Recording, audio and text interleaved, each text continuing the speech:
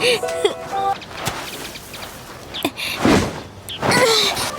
लो।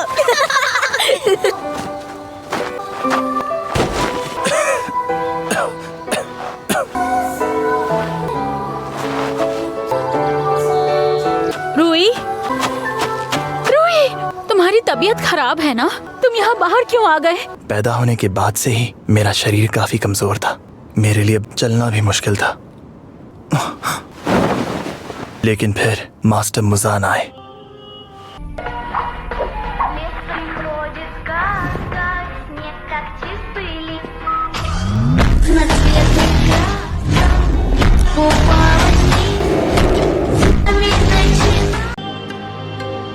मैं तुम्हें इस मुश्किल से बाहर निकालूंगा। तुम पे दया आ रही है। क्योंकि मुझे एक ताकतवर शरीर चाहिए था, इसीलिए मुझे सूरज की रोशनी से दूर रहकर इंसानों को अपना निवाला बनाना पड़ा। मेरे माता पिता इसके लिए बिल्कुल राजी नहीं थे। रूही, ये क्या किया? आखिर ये तुमने क्या किया? बरसों पहले मैंने एक खूबसूरत कहानी सुनी थी, जो एक ऐसे पिता की थी जिसने अपने बच्चे को डूबने से बचाने के लिए अपनी जान दे दी। इस कहानी ने मेरा दिल छू लिया। इसे ही सच्चा रिश्ता कहेंगे, लेकिन इस तरह का प्यार पाना मेरी किस्मत में कहाँ था।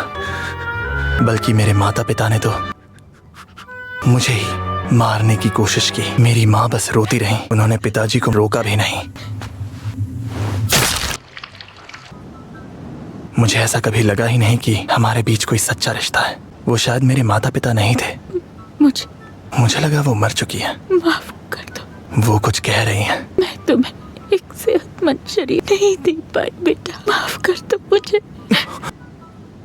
वो मेरी माँ ने मुझे कहे हुए आखिरी शब्द थे, फिर वो मर गई। सुनो बेटा, हम भी अपनी जान दे देंगे। मुझे ये बाद में समझ आया कि मेरे गुनाहों की सजा खुद को देने के लिए उन्होंने अपनी जान दे दी। वो एक सच्चा रिश्ता था। मेरे पिता ने मुझे मारने की कोशिश की। इस समय इतना नाराज था कि मैं उनकी बात ही नहीं समझ सका। लेकिन वो एक सच्चा रिश्ता था जिसे मैंने अपने हाथों से तोड़ दिया। और ऐसे सच्चे रिश्ते को तोड़कर मैं खुद भी टूट चुका था। और तब मुझे हौसला दिया। अपनी ताकत पर भरोसा करना सीखो। ये तुम्हारे माता पिता की गलती थी कि वो तुम्हें पूरी तरह अपना नहीं सके। मास्टर मुजान ने मेरे पास वैसे भी कोई दूसरा रास्ता नहीं था। मैंने जो गुनाह किया था उसका सामना करने की मुझ में ताकत ही नहीं थी। मैं जानता था कि मैंने जो किया है वो गलत है। एक झूठा परिवार बनाने के बाद भी मैं अंदर से खाली महसूस कर रहा था। मेरे लिए एक एक दिन मेरे माता पिता के बिना गुजार पाना नामुमकिन हो गया था। जैसे जैसे मेरी शक्तियाँ बढ़ती गईं, मेरे पिछले जीवन की यादें और भी धुंधली पड़ती गईं। मैं ये भी भूल गया कि मैं आखिर चाहता क्या था। मैं अपनी जिंदगी में एक सच्चा रिश्ता चाहता था, जो कि मुझे कभी नहीं मिला, ना मेरी पिछली जिंदगी में और ना ही मेरी नई जिंदगी में। इतनी उदासी की महक आ रही है इस छोटे से शरीर से।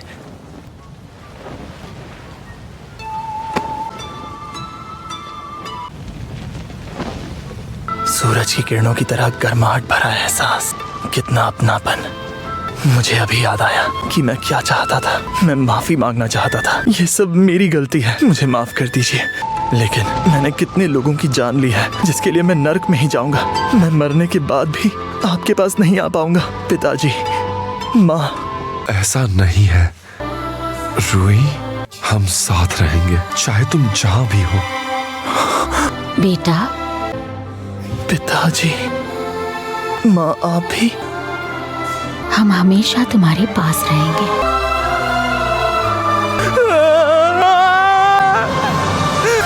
मुझे माफ कर दीजिए, मुझे माफ कर दीजिए। शुरू से ही सब मेरी गलती थी। माफ कर दीजिए, मुझे माफ कर दीजिए।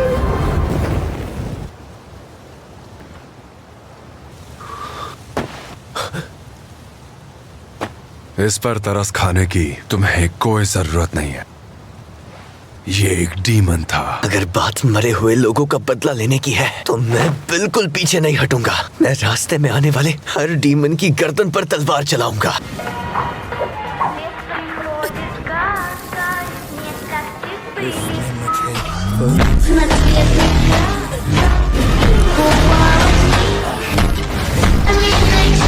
लेकिन जब बात आती है उन डीमंस की जिन्हें अपने किए पर पछतावा हो, मैं उनका अपमान नहीं कर सकता। आप इस पर से अपना पैर हटाइए। ये खौफनाक दरिंदे नहीं हैं, बल्कि डीमंस ऐसे जीव हैं जो दुखी और उदास हैं।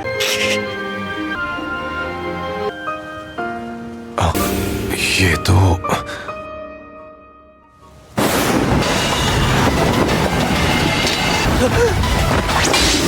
अरे तो फिर ऐसा क्यों किया? आपने मुझे ऐसे क्यों रोका तोमियोका-सा? आपने ही तो मुझसे कहा था कि इंसानों और डीमंस की दोस्ती होना नामुमकिन है। आपकी इन्हीं आदतों के कारण सभी लोग आपसे नफरत करते हैं।